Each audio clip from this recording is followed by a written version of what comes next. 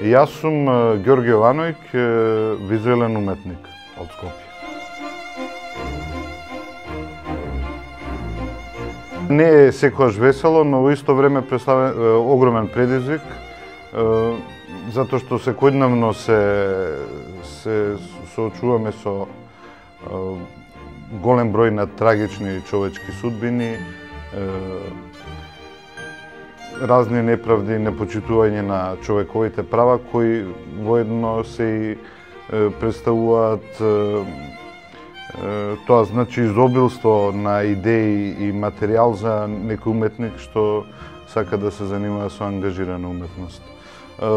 За условите не би требало да зборувам многу, повеќето знаат дека условите се лоши, но тоа што е битно да се истакне дека во изминатите години се имаше чувство дека многу се издвојува за културата, посебно преку грозоморниот проект Скопје 2014, но во реалноста парите кои се одвојуваа за живата уметност, посебно за современата ликовна уметност, беа минимални. Не беше можеби иста ситуацијата со филмската дејност и театарската, но и таму парите не одеа баш кај секого. Уметниците беа цензурирани, а посебно и во случајот кога сака да конкурираат или кога конкурира во Министерството за култура.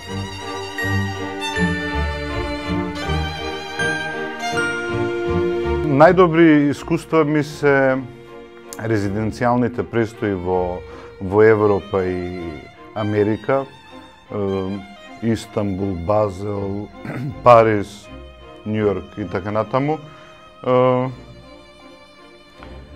Групните изложби и проекти кои ми овозможиле да ги проширам моите хоризонти, но исто така ми овозможиле, ми дале прилика да бидам дел од меѓународната ликовна сцена. Негативни искуства немам толку многу, може би неколку, само неколку, каде што така постоеле некакви предрасуди во однос на тоа дека доаѓам од некоја провинцијална земја од Балканот.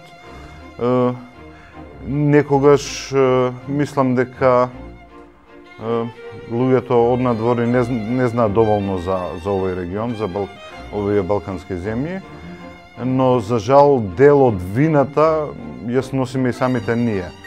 И за тоа дека не ги познавате, а понекогаш и поради лошиот имидж.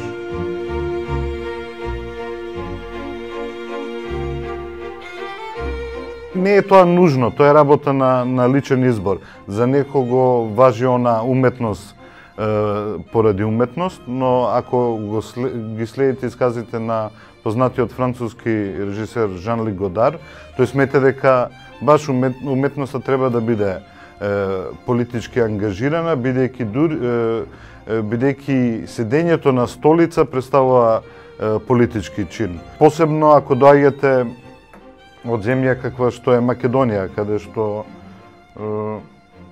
просто е невозможно да не реагирате на бројните неправди со кои се соочуваме. И уметноста е алатка или оружје преку која вие се борите против тие неправди и се обидувате некако да ги промените тие негативни процеси.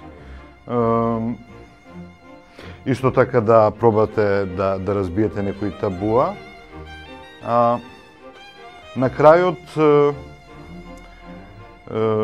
да се занимавате со уметност, да се борите и да се залагате за слобода, бидејќи таа и за мене и за многу други еден од најголемите императиви.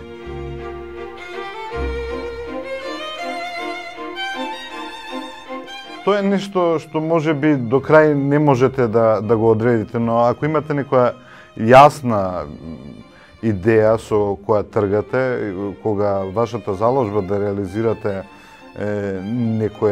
некое дело, тогаш одите до крај, бидејќи на крај и целта да искомуницира со други луѓе, со публиката. А што се однесува до неизложувањето на дела, јас во принцип не ги уништувам, туку ги чувам бидејќи тие се исто одлични за архивата, бидејќи кога тогаш се набраќате и гледате и учите од грешките за кои сте сметале дека сте ги направиле и поради кои не сте го изложеле тоа дело.